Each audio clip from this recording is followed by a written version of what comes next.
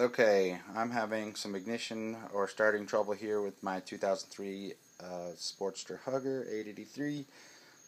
Turn the ignition on, power's up, taillights on, headlights are on, everything's on. Click it to run, start, power fails, nothing happens. Then we wait, and typically maybe 30 seconds later it will power back up, and there you go. That time was a little quicker than 30 seconds.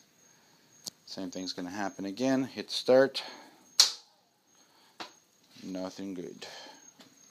So anybody have any ideas?